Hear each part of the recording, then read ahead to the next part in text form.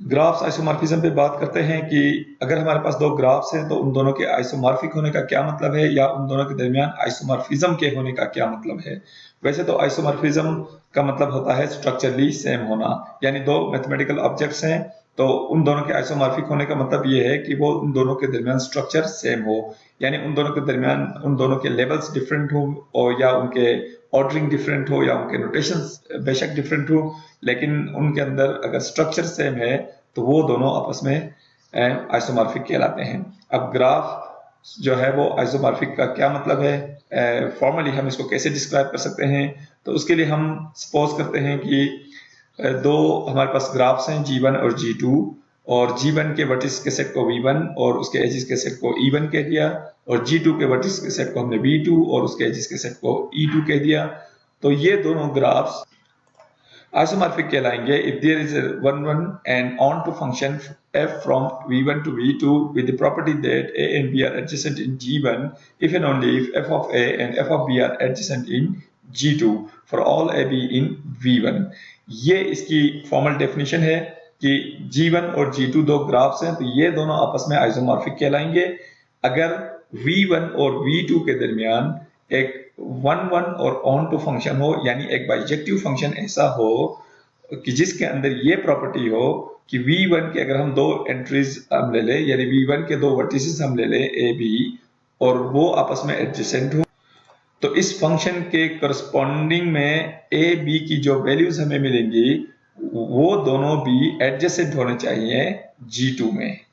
यानी अगर हम v1 से दो वर्टिसेस उठाएं a b और वो दोनों आपस में एडजेसेंट हैं, तो a b के करस्पॉन्डिंग में ये फंक्शन f जो G2 के वर्टिसेस हमें देगा, जिनको हम f of a और f of b लिखते हैं, इन दोनों को भी एडजेसेंट होना चाहिए ग्राफ G2 में। अगर ये प्रॉपर्टी v1 के तमाम वर्टिसेस a b के लिए होल्ड करे तो फिर ऐसे फंक्शन को हम आइसोमॉर्फिज्म कहते हैं और दोनों ग्राफ्स को हम आइसोमॉर्फिक ग्राफ्स कहते हैं। सिंपल वर्ड्स में हम ये कह सकते हैं कि दोनों ग्राफ्स के दरमियान एडजेसेंसी की जो प्रॉपर्टी है वो प्रिजर्व होनी चाहिए अंडर दिस फंक्शन f। यानी फंक्शन f पहले वर्टिसेस के सेट के हर एलिमेंट को करस्पॉन्ड करता है दूसरे ग्राफ के वर्टिस के सेट से, उसके एलिमेंट से, तो उस करस्पॉन्डेंस के दौरान जो एडजेसेंसी की प्रॉपर्टी है वो डिस्टर्ब नहीं होनी चाहिए, वो प्रिजर्व रहनी चाहिए। अगर वो प्रिजर्व रहती है तो फिर G1 और G2 जो दो ग्राफ्स हैं वो आपस में आइसोमॉर्फिक कहलाएंगे, या उन दोनों के दरमियान जो फंक्शन f है वो आइसोमॉर्फिज्म कहलाएगा। अब बात करते हैं कि ग्राफ इनवेरिएंट्स क्या हैं। ग्राफ इनवेरिएंट्स का मतलब ये है कि ये जो आइसोमॉर्फिज्म एक मैप हमने डिफाइन किया या एक फंक्शन हमने डिफाइन किया कि जिसके अंदर एक पर्टिकुलर प्रॉपर्टी प्रिजर्व रहती है, उसके अलावा भी कुछ प्रॉपर्टीज हैं जो ऑटोमेटिकली जो है वो प्रिजर्व हो जाती हैं। और वो कौन सी प्रॉपर्टीज हैं? सबसे पहले ये है कि नंबर ऑफ वर्टिसेस का सेम होना ऑटोमेटिकली जरूरी होगा, क्योंकि बात कर रहे हैं हम यहाँ पे बाइजेक्टिव फंक्शन की, तो बाइजेक्टिव फंक्शन के लिए जरूरी है कि दोनों सेट्स की कार्डिनलिटी सेम हो, और जो दो सेट्स हम ले रहे हैं फंक्शन के लिए वो v1 और v2 हैं, यानी दोनों वर्टिसेस के सेट्स हैं, तो उनकी कार्डिनलिटी सेम होनी चाहिए, यानी उनमें नंबर ऑफ वर्टिसेस सेम होने चाहिए। तो ये ध्यान में रखें कि अगर दो ग्राफ्स आइसोमॉर्फिक हैं तो उनमें नंबर ऑफ वर्टिसेस भी सेम होने जरूरी हैं। इसी तरह नंबर ऑफ एजेस भी सेम होने चाहिए, क्योंकि अगर नंबर ऑफ वर्टिसेस सेम है तो साथ साथ नंबर ऑफ एजेस भी सेम होने चाहिए, अदरवाइज वो आइसोमॉर्फिक नहीं कहलाएंगे, क्योंकि एडजेसेंसी की जो प्रॉपर्टी है वो डिस्टर्ब हो सकती है कि अगर एक सेट के अंदर यानी पहले ग्राफ में ज्यादा एजेस हों दूसरे ग्राफ में कम एजेस हों, तो वहां पे बाइजेक्टिव फंक्शन बन सकता है, वो इनके दरमियान नहीं बन सकता। इसी तरह डिग्री ऑफ वर्टिसेस इनका भी सेम होना जरूरी है कि अगर पहले ग्राफ के किसी वर्टेक्स की डिग्री 2 है तो उसके करस्पॉन्डिंग में जो फंक्शन दूसरे ग्राफ का जो वर्टेक्स हमें दे रहा है उसकी डिग्री भी सेम होनी चाहिए। तो यानी डिग्री की जो प्रॉपर्टी है वो भी प्रिजर्व होनी चाहिए। डिग्री की प्रॉपर्टी प्रिजर्व इस सेंस में कि पहले हमारे पास सेट है v1 और दूसरा सेट है v2, और फंक्शन क्या कर रहा है जो बाइजेक्टिव फंक्शन है या जो आइसोमॉर्फिज्म है वो ये कर रहा है कि पहले सेट E1 के हर एलिमेंट को दूसरे सेट के किसी सिंगल एलिमेंट के साथ रिलेट कर रहा है। यानी मतलब ये कि पहले E1 का जो एलिमेंट है उसको रिलेट करेगा E2 के किसी न किसी एलिमेंट के साथ, तो वो उसका कोरिस्पोंडेंट कहलाएगा। तो डिग्री प्रॉपर्टी प्रिजर्व होने का ये मतलब है कि अगर A को B यानी A1 को अगर A2 के साथ अगर वो कोरिस्पोंड कर रहा है या A1 का कोरिस्पोंडेंट A2 है, तो फिर A1 की डिग्री और A2 की डिग्री सेम होनी चाहिए। और लास्ट में है एडजेसेंसी। इसकी तो हम पहले ही बात कर चुके हैं कि एडजेसेंसी प्रिजर्व हुए बगैर दोनों स्ट्रक्चर्स या दोनों जो ग्राफ्स हैं वो कभी आइसोमॉर्फिक नहीं हो सकते। एक एग्जांपल हम देखते हैं, show that the graphs G and H displayed in figure given below are isomorphic। यानी जो दो ग्राफ्स हमें दिए गए हैं नीचे, ये दोनों ग्राफ्स जो है वो आइसोमॉर्फिक हैं, हमने इस चीज को शो करना है। तो दो ग्राफ्स आइसोमॉर्फिक तब होंगे जब इन दोनों के दरमियान एक बाइजेक्टिव फंक्शन होगा। तो सबसे पहले हम एक बाइजेक्टिव फंक्शन बनाते हैं, ऐसा फंक्शन जो पहले ग्राफ के वर्टिसेस को के साथ कोरिस्पोंडेंस बनाए दूसरे ग्राफ के वर्टिसेस का। तो वो कोरिस्पोंडेंस हम फॉर एग्जांपल ये बनाते हैं कि f of u1 is equal to v1, यानी u1 का कोरिस्पोंडेंट हम v1 ले रहे हैं, इसी तरह u2 का कोरिस्पोंडेंट v4 ले रहे हैं, u3 का कोरिस्पोंडेंट v3 ले रहे हैं, u4 का कोरिस्पोंडेंट v2 ले रहे हैं। तो ये हमने एक कोरिस्पोंडेंस लिया है और ये कोरिस्पोंडेंस एक बाइजेक्टिव फंक्शन भी है। तो अब क्लियरली ये एक 1-1 फंक्शन है क्योंकि हमने 1-1 कोरिस्पोंडेंस लिया हुआ है दोनों के दरमियान, और ये ऑन टू भी है क्योंकि इसमें जो H है उसके तमाम वर्टिसेस जो है वो यूटिलाइज हुए हैं। अब सिर्फ ये देखना है कि इसके अंदर एडजेसेंसी की जो प्रॉपर्टी है वो प्रिजर्व हो रही है या नहीं हो रही, क्योंकि जो हमने प्रीवियस स्लाइड में बाकी जो प्रॉपर्टीज के प्रिजर्वेशन की बात की है वो ऑटोमेटिकली होंगी। अगर एडजेसेंसी की प्रॉपर्टी प्रिजर्व हो रही है अंडर अ बाइजेक्टिव फंक्शन, तो इसका मतलब ये है कि बाकी जो तीनों प्रॉपर्टीज हैं वो ऑटोमेटिकली प्रिजर्व हो जाएंगी। तो हमने सिर्फ यहाँ पे जो एडजेसेंसी प्रॉपर्टी है उसकी प्रिजर्वेशन को चेक करना है। अब एडजेसेंसी के लिए हमारी प्रॉपर्टी क्या थी कि अगर पहले ग्राफ के दो वर्टिसेस आपस में एडजेसेंट हैं तो उन दोनों के जो कोरिस्पोंडेंट्स हैं, डेफिनेटली इन दोनों के जो कोरिस्पोंडेंट्स होंगे वो सेकंड ग्राफ के वर्टिसेस होंगे, तो उन दोनों को भी सेकंड ग्राफ में एडजेसेंट होना चाहिए। तो ये है प्रिजर्वेशन एडजेसेंसी की। तो पहले देखते हैं कि जो ग्राफ G है उसके एडजेसेंट जो वर्टिसेस है वो कौन कौन से हैं। सबसे पहले U1 U2 ये दोनों एडजेसेंट हैं, फिर U2 U4 ये दोनों एडजेसेंट हैं, U4 U3 ये एडजेसेंट हैं, U1 U3 ये एडजेसेंट हैं। टोटल 4 पेयर्स हैं जो आपस में एडजेसेंट हैं। अब हमने ये देखना है कि इन 4 पेयर्स के जो करस्पॉन्डेंट्स हैं वो ग्राफ H में एडजेसेंट हैं या नहीं है। तो सबसे पहले बात करते हैं U1 U2 की। तो U1 का करस्पॉन्डेंट कौन सा है? U1 का हमने करस्पॉन्डेंट लिया है V1 और U2 का करस्पॉन्डेंट हमने लिया है V4। तो U1 U2 अगर पहले ग्राफ में एडजेसेंट हैं तो फिर इन दोनों के जो कॉरेस्पॉन्डेंट्स हैं इन दोनों को सेकंड ग्राफ में एडजेसेंट होना चाहिए। अब V1 और V4 को अगर हम यहाँ टेस्ट करें सेकंड ग्राफ में तो V1 और V4 भी एडजेसेंट हैं क्योंकि ये दोनों एक ही एज के एंड पॉइंट्स हैं। तो ये बिल्कुल वाज़ेह हो गई कि U1 और U2 पहले ग्राफ में एडजेसेंट है और इन दोनों के जो कॉरेस्पॉन्डेंट्स हैं V1 और V4 वो दोनों एडजेसेंट हैं सेकंड ग्राफ में। तो ये प्रॉपर्टी जो है वो फुलफिल हो गई पहले पेयर के लिए। अब सेकंड पेयर के लिए देखते हैं U2 और U4 के लिए।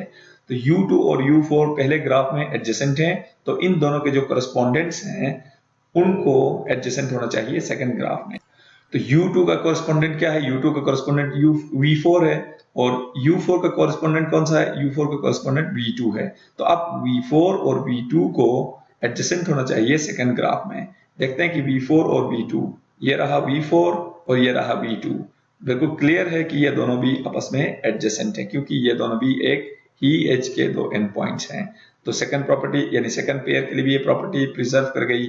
अब थर्ड पेयर के लिए देखते हैं U4 और U3, ये दोनों एडजेसेंट हैं G में। तो इन दोनों के कॉरस्पॉन्डेंट्स को एडजेसेंट होना चाहिए H में। तो U4 का कॉरस्पॉन्डेंट V2 है और U3 का कॉरस्पॉन्डेंट V3 है।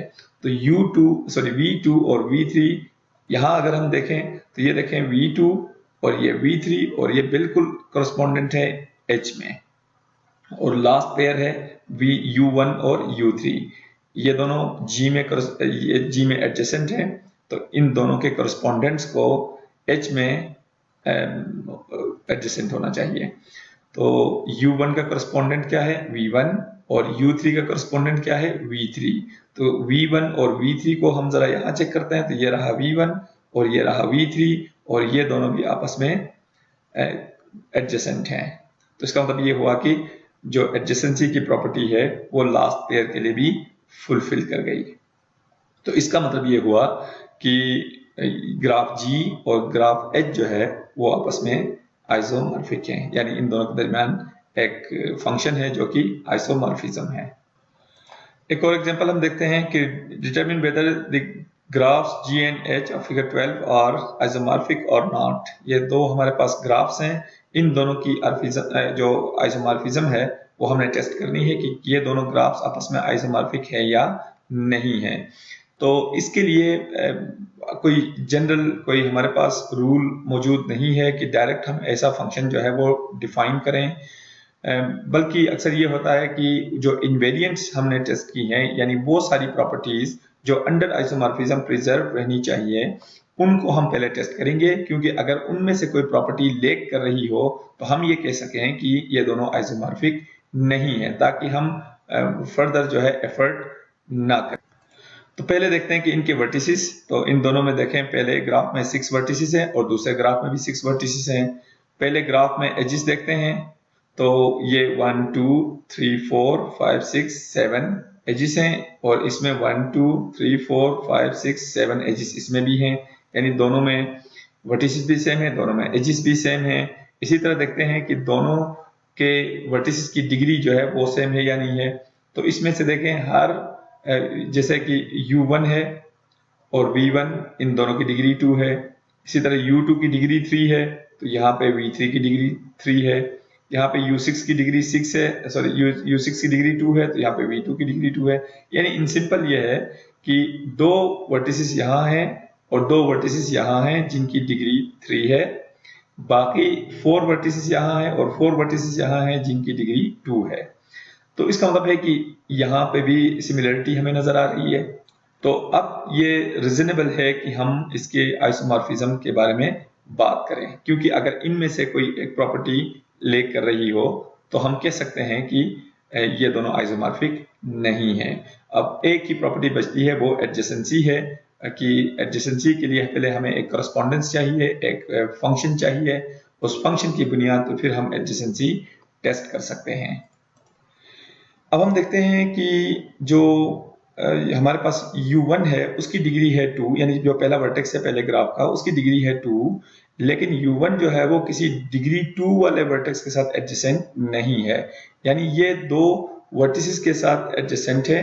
एक वर्टेक्स है जो ये U4 है और एक वर्टेक्स है U2, यानी U1 इन दोनों के साथ जो है अटैच्ड है या इन दोनों के साथ एडजेसेंट है, लेकिन दोनों के दोनों वर्टिसेस की डिग्री 3 है। यानी U1 की अपनी डिग्री तो 2 है, लेकिन ये किसी डिग्री 2 वर्टेक्स के साथ एडजेसेंट नहीं। तो इसका मतलब ये हुआ कि U1 के जो पॉसिबल इमेजेस हो सकते हैं वो या तो V4 या V6 हो सकते हैं, क्योंकि दूसरे ग्राफ में V4 और V6 ही दो ऐसे वर्टिसेस हैं जिनकी अपनी डिग्री 2 है, लेकिन ये किसी डिग्री 2 वाले वर्टेक्स के साथ एडजेसेंट नहीं है। तो इसका मतलब ये हुआ कि या तो U1 का करस्पॉन्डेंट V4 है या U1 का करस्पॉन्डेंट V6 है। अब ये हमारी चॉइस होगी, हम रेंडमली चॉइस कर सकते हैं, हमारे पास कोई क्राइटेरिया नहीं है कि हम ये मालूम कर सके कि एग्जैक्ट कौन सा है। हमें 1 बाय 1 टेस्ट करना होगा पहले, या हम V4 को चूज करेंगे या V6 को चूज करेंगे। तो हम आर्बिट्रेरी तौर पे U1 का जो करस्पॉन्डेंट है उसको हम V6 चूज करते हैं। अगर फॉर एग्जांपल आगे चल के ये अगर सही नहीं होता, यानी एडजेसेंसी प्रिजर्व नहीं होती, तो फिर हम दूसरे ऑप्शन के ऊपर बात करेंगे। लेकिन चूंकि हम ये काम ऑलरेडी कर चुके हैं तो वो V6 के लिए पहले हम काम करते हैं। कि U1 का जो करस्पॉन्डेंट है वो V6 लेके हम देखते हैं कि ये इसके लिए वर्क करता है या नहीं। इसी तरह U2 जो है चूंकि U1 के साथ एडजेसेंट है और इसके लिए पॉसिबल जो इमेजेस हो सकते हैं वो U2 यानी जो U2 के जो पॉसिबल इमेजेस हो सकते हैं वो V3 या V5 हैं। तो यहाँ भी हम आर्बिट्ररी चूज करते हैं और U2 के इमेज को हम V3 चूज करते हैं और इसी प्रोसेस को आगे बढ़ाते हुए बाकी जो इमेजेस हैं या बाकी जो करस्पॉन्डेंट्स हैं उनकी सिलेक्शन भी करते हैं। U3 का इमेज हम ले रहे हैं V4, U4 का करस्पॉन्डेंट ले रहे हैं V5 और U5 का करस्पॉन्डेंट V1 और U6 का V। अब चूंकि हमारे पास एक 1-1 करस्पॉन्डेंस आ चुका है, अगर हम उसको सीरीज में देखें तो U1 का करस्पॉन्डेंट V6 है, U2 का V3 है, U3 का V4 है, U4 का V5 है और U5 का V1 है, U6 का V2 है। तो अब हम एडजेसेंसी जो प्रॉपर्टी है उसको हम टेस्ट कर सकते हैं और पेयर वाइज हम उनको टेस्ट कर सकते हैं, लेकिन चूंकि यहाँ पे वर्टिसेस ज्यादा हैं तो इसके लिए एक आसान तरीका ये है कि एडजेसेंसी मैट्रिक्स हम मालूम करें दोनों के लिए, दोनों ग्राफ्स के लिए, ग्राफ G के लिए भी और ग्राफ H के लिए भी। तो सबसे पहले हम जो एडजेसेंसी मैट्रिक्स G के लिए मालूम करते हैं और ये मैट्रिक्स कैसे मालूम करना है हम पहले डिस्कस कर चुके हैं कि जो वर्टिकली हम इसके वर्टिसेस लिखेंगे और हॉरिजॉन्टली भी इसके वर्टिसेस लिखेंगे और इसके जितने पॉसिबल पेयर्स बन सकते हैं उनकी जो एडजेसेंसी वैल्यू है वो हम सब्स्टिट्यूट करेंगे। यानी अगर एक पेयर या एक पेयर अगर एडजेसेंट है तो उसकी वैल्यू हम 1 रखेंगे, अगर एडजेसेंट नहीं है तो उसको 0। जैसे कि ये देखें U1 और U1 आपस में एडजेसेंट नहीं है तो उसकी वैल्यू 0, U1 और U2 एडजेसेंट हैं इसलिए वैल्यू 1, U1 और U3 एडजेसेंट नहीं है ये 0, U1 और U4 एडजेसेंट है इसलिए वैल्यू 1, U1 और U5 एडजेसेंट नहीं है 0, U1 U6 एडजेसेंट नहीं है 0। इसी तरह रिमेनिंग जितने भी पेयर्स हैं U2 के साथ, U2 U3 के साथ, U2 U4 के साथ और इसी तरह U5 U3 के साथ या U5 U5 के साथ जितने भी पॉसिबल वैल्यूज हैं वो सारी वैल्यूज हम यहाँ पे सब्स्टिट्यूट करेंगे और ये सारी वैल्यूज हमें मिलेंगी इन दोनों इस पहले डायग्राम से, क्योंकि एडजेसेंसी का हमें ये पता चलेगा कि U1 U2 के साथ एडजेसेंट है, U1 U4 के साथ एडजेसेंट है, बाकी सब के साथ नहीं। इसी तरह U5 जो है वो U4 के साथ एडजेसेंट है और U6 के साथ, बाकी के साथ एडजेसेंट नहीं है। इसी तरह बाकी सारी वैल्यूज भी हमें इसी तरह मिल जाएंगे और उसका ये बन जाता है एडजेसेंसी मैट्रिक्स। इसी तरह हम मालूम करते हैं एडजेसेंसी मैट्रिक्स H के लिए और उसके वहां देखते हैं कि जो जितने भी वहां पे पॉसिबल पेयर्स बन सकते हैं उनके वर्टिसेस के दरमियान तो उनकी एडजेसेंसी वैल्यूज और उसका मैट्रिक्स ये बनेगा। फाइनली हम ये देखते हैं कि दोनों एडजेसेंसी मैट्रिसेस आपस में सेम है और अगर ऐसी सिचुएशन हो तब हम ये कहते हैं कि इसके अंदर एडजेसेंसी जो प्रॉपर्टी है वो प्रिजर्व कर रही है एजेस के दरमियान, इसलिए दोनों जो ग्राफ्स हैं G और H वो आपस में आइसोमॉर्फिक हैं।